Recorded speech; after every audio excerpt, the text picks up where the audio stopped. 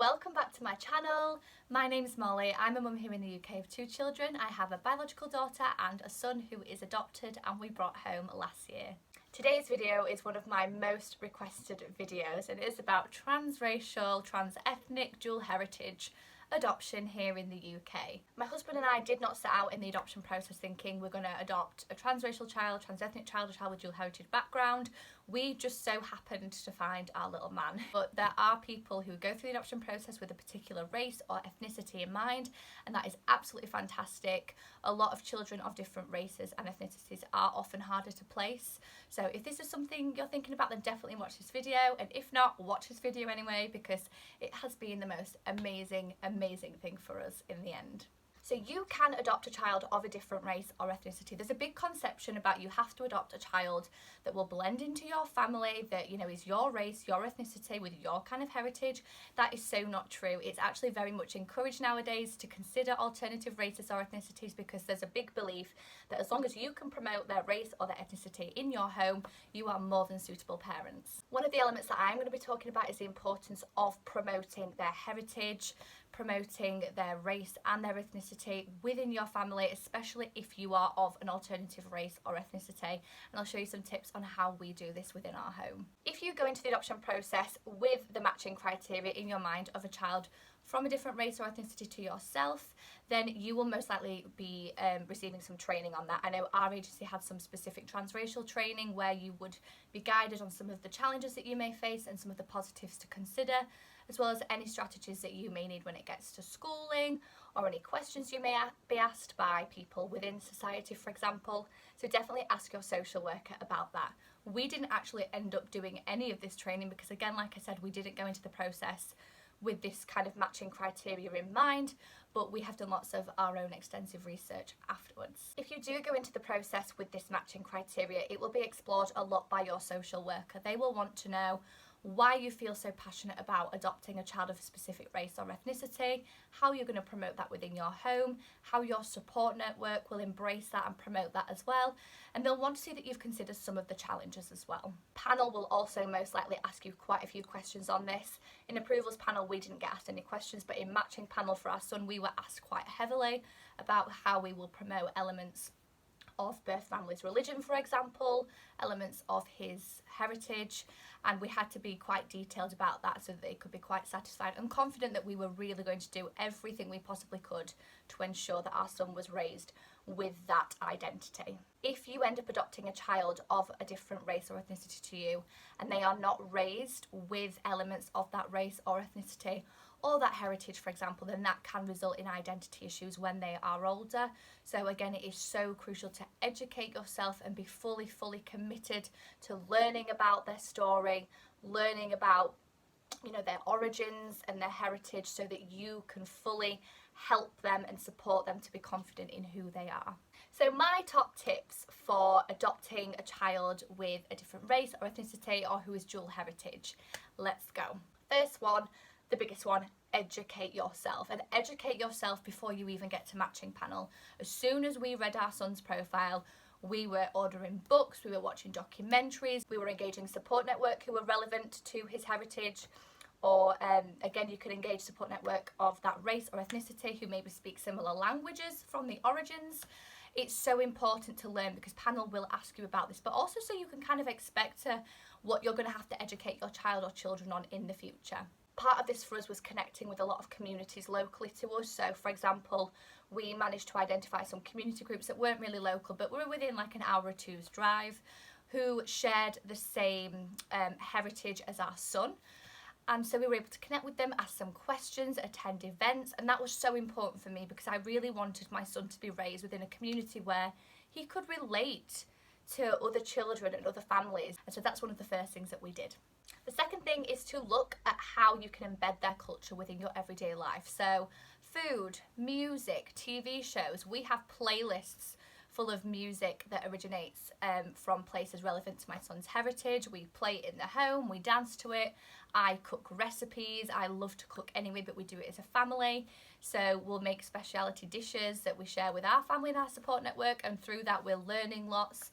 You know, my children are learning the names of the food and the names of the recipes, and that is just amazing. You can also get books children's storybooks, for example, that may be relevant to a specific religion, a specific country, a specific kind of culture. And that's one of the best things that I found works, because it's used to educate generally. My kids just love learning through books. We also celebrate cultural events that are very significant to our son's heritage. I obviously can't go into detail about them, but I have them all marked on my calendar. And months ahead, I do a lot of research into them. I engage my support network and the communities that we've connected with to say, how can we celebrate this or acknowledge this at home? How can we support you in celebrating this? And so that's something that I have loved doing, because I have learned so much from it. You can look for national days, you can look for religious holidays, you can follow sports teams, for example. So my husband is very clued up on sports, I'm very sporty. We follow relevant football teams and cricket teams, and it's something that we discuss with our parents who are sporting, our family follow it. And that's just a really nice thing just to drop into conversation. We can get that up on TV. We do acknowledge religious events that are very significant within those origins. So it sounds like a lot. It's not. It's only maybe one a month. But it's something that we love doing. We've just got into the habit of doing it now. It's just second nature. My fourth tip is to embrace your support network links. I'm very fortunate that I have a very diverse support network, both personally and professionally. So I do have some key people within my support network that I let guide me, and I go to ask questions if I'm unsure about anything when I'm trying to educate my son and my daughter on my son's heritage.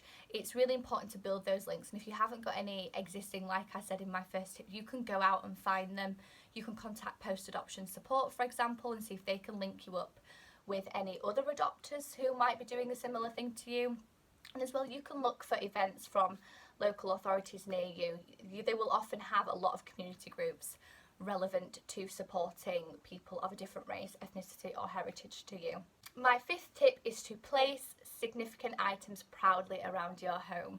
We do this and I love it. My home is filled with amazing things that combine our culture and my son's heritage, and we just blend them together. Things can be pictures, it can be books.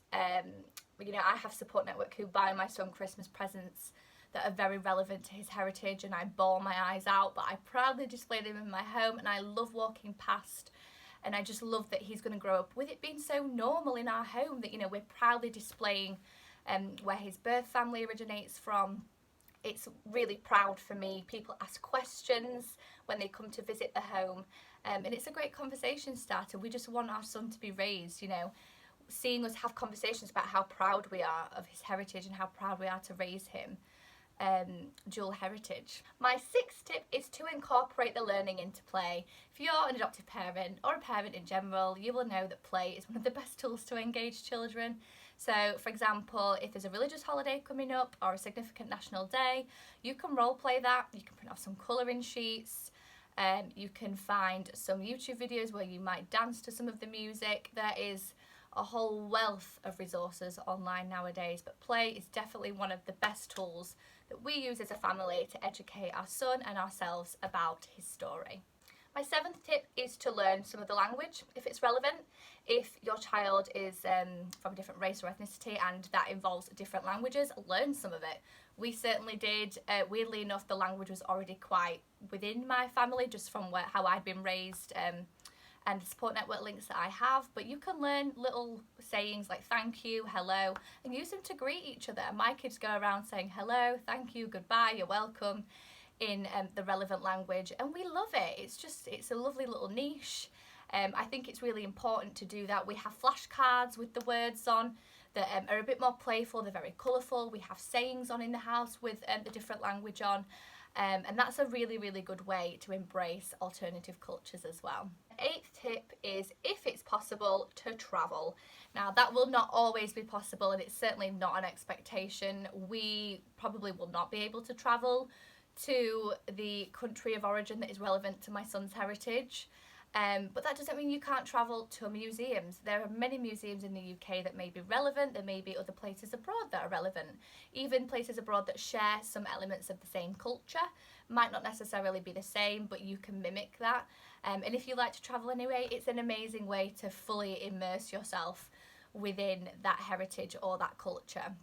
something we plan to do, but thanks to lockdown we have not been able to do it yet, but it's definitely on the list. Another good tip of how you can embrace this is just by things like going to the hairdresser. We need a hairdresser specific to our son's kind of hair. His hair is very much representative of his heritage, and we know how important it is to care for his hair differently and make sure that there is a professional who knows what they're doing. We take my son to a hairdresser that really knows how to handle his hair, care for it, uses the right products. But also some really good resources that you can use. My all-time favourite book, which I have put in one of my book videos, which I will link down below, is the book by Farhana Nayari about raising multiracial children. She goes through all of the challenges that you may face, that your child may face in terms of schooling and education and just in general society, particularly in a white British society. Definitely read that book. There are also really great books for children such as Mixed Me and The Colours of Us, and obviously Todd Parr's books about celebrating difference in children. I hope that has been helpful. I get so many questions from prospective adopters who have seen children's profiles with elements like a different ethnicity or dual heritage, and they ask me about my experience. So I have been meaning to do this video for such a long time. I hope I've kept it simple enough, but if you do have any questions you can put them down below, or you can message me on Instagram at MollyMamaAdopt, and I'm happy to share my experience more and answer any of your queries. Please also subscribe to my channel for more adoption related content. I will be trying to post weekly before I go back to work, which is very soon, but I will figure out a plan so that I'm bringing you guys relevant content that you want. And if you have any suggestions, put them down below as well. I very much do videos based on what is required by you guys, so please let me know what your thoughts. Thank you for watching, guys. Bye!